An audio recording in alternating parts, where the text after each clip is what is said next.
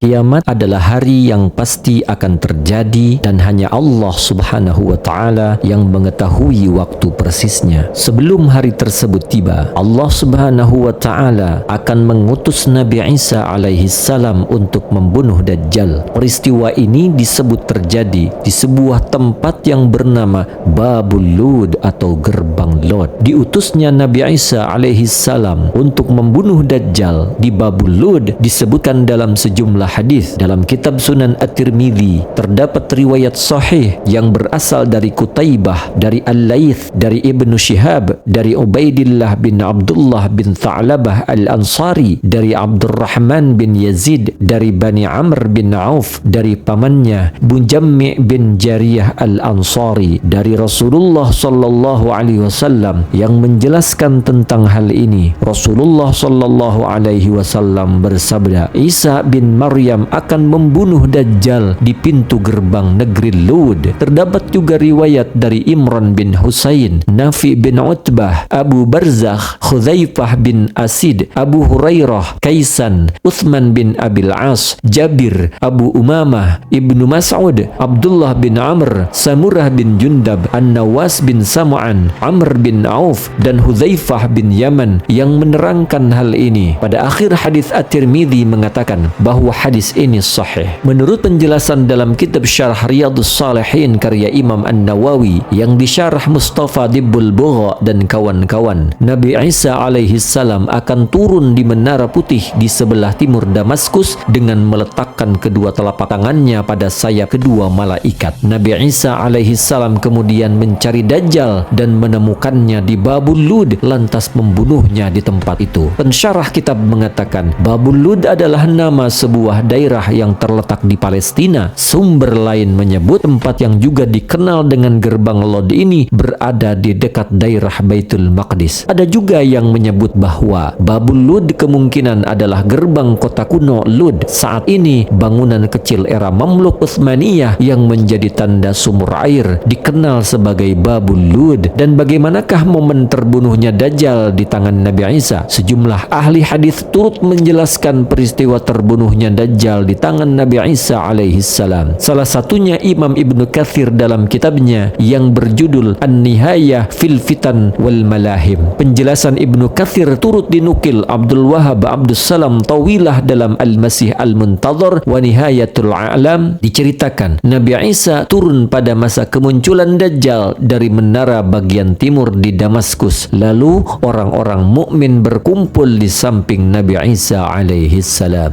Nabi Isa alaihi salam membawa orang mukmin tersebut untuk memerangi Dajjal ke arah Baitul Maqdis dan bertemu dengan Dajjal di Bukit Afik. Di tempat itulah Dajjal berhasil dikalahkan dan Nabi Isa alaihissalam berhasil menyusulnya di kota Babul Lud. Nabi Isa alaihissalam lantas membunuh Dajjal dengan memasukkannya ke dalam karung. Nabi Isa berkata kepada Dajjal, "Saya akan memukulmu dengan satu pukulan sehingga kamu tidak akan selamat darinya." Saat Dajjal mendapatkan pukulan dari Nabi Isa alaihissalam, ia meleleh bagaikan garam yang meleleh di dalam air. Nabi Isa alaihissalam lalu mengejarnya dan membunuhnya dengan tombak pendek di Babul Lud. Dajjal pun mati di tempat itu sebagaimana diriwayatkan dalam berbagai hadis sahih. Demikian wallahu a'lam bissawab.